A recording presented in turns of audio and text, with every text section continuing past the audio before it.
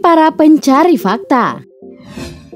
Upin dan Ipin adalah serial televisi animasi anak-anak yang dirilis pada 14 September 2007 di Malaysia dan disiarkan di TV9.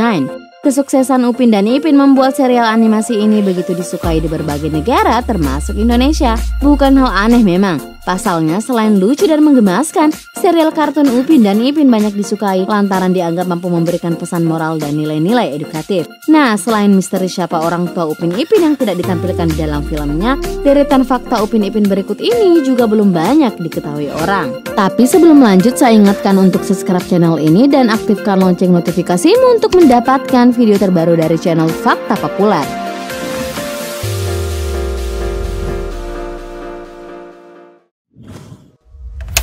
Bukan karakter utama di film Geng Pengembara Bermula. Semua orang pasti tahu dengan film yang satu ini, bukan? Film animasi produksi Les Kopek ini menceritakan tentang kisah petualangan dua orang pemuda bernama Badrul dan Lim yang berasal dari kota. Mereka ingin menemui Tok Dalang yang berada di desa. Sesampainya di desa, mereka dihantui oleh hantu durian dan mereka pun akhirnya berpetualang di hutan rimba. Pada awal produksinya, karakter Upin dan Ipin tidak dimunculkan dalam film tersebut. Tetapi karena popularitasnya pada tahun 2007, akhirnya Les Kopek Production, perusahaan yang juga memproduksi Upin dan Ipin, memutuskan untuk memasukkan karakter Upin dan Ipin ke dalam film animasi yang ditayangkan pada tahun 2009 tersebut.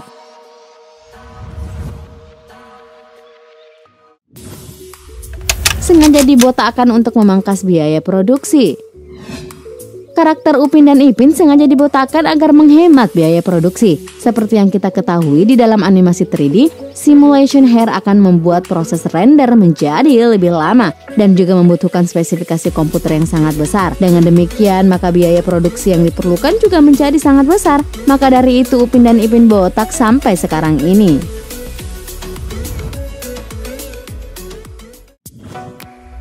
Karakter ayah dan ibu Upin dan Ipin sebenarnya memang tidak ada. Nah, pernahkah kalian bertanya kemanakah ayah dan ibu Upin dan Ipin? Ternyata karakter kedua orang tua Upin dan Ipin memang sengaja tidak dibuat. Alasannya karena ketika itu Les Kopek Production dikejar deadline untuk menyelesaikan pembuatan episode pertama Upin dan Ipin. Akhirnya perusahaan tersebut memutuskan untuk mematikan kedua orang tuanya. Dan makanya di episode pertama yang berjudul Hari Raya, serial animasi ini dimulai dengan adegan Upin dan Ipin menziarahi kuburan ayah dan ibunya. Tapi siapa sangka hal itu malah menimbulkan rasa iba di hati para penikmatnya dan menambah popularitas Upin dan Ipin.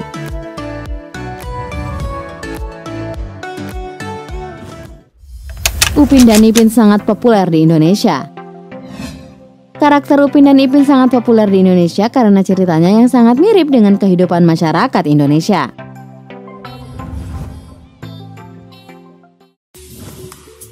Upin dan Ipin pernah ditolak oleh berbagai stasiun TV.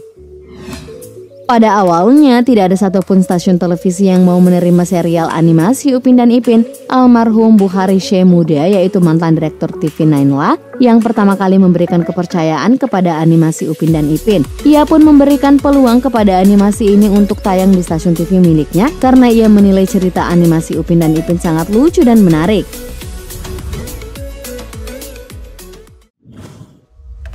Upin dan Ipin Zionis. Media sosial sempat dihebohkan dengan isu yang menyatakan kalau Upin dan Ipin merupakan Zionis. Ada yang mengatakan kalau U pada Upin merupakan singkatan USA dan I merupakan singkatan Israel. Isu ini kemudian merebak kemana-mana termasuk di Indonesia. Perusahaan yang memproduksi Upin dan Ipin telah memberikan pernyataan bahwa isu itu adalah bohong.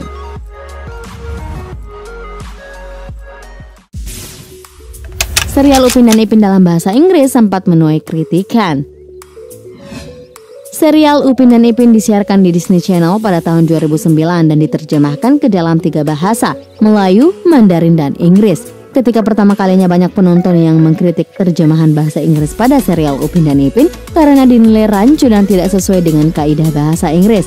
Padahal versi bahasa Inggris tersebut diterjemahkan sendiri oleh Disney Channel. Karena kekacauan itu akhirnya Les Kopek mengambil alih penerjemahan bahasa Inggris Upin dan Ipin sampai sekarang ini.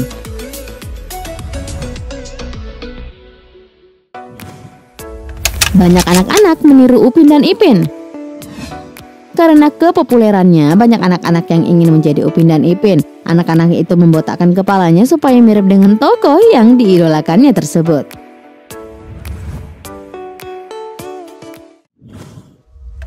Upin dan Ipin pernah dimaki.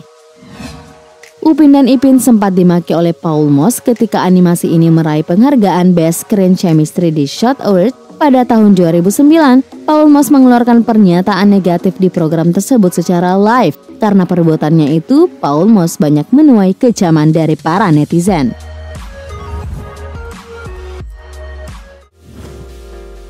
Soundtrack Upin dan Ipin asli buatan Indonesia.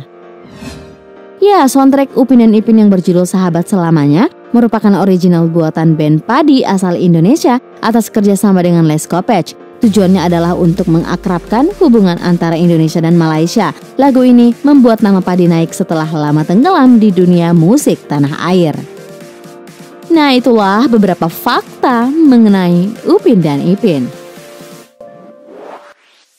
Terima kasih telah menonton. Jangan lupa like dan share. Nonton juga video populer lainnya yang telah kami sediakan untuk Anda. Suka video seperti ini? Klik tombol subscribe untuk mendapatkan video-video terbaru dari kami. Silahkan tinggalkan opini Anda pada kolom komentar di bawah video ini.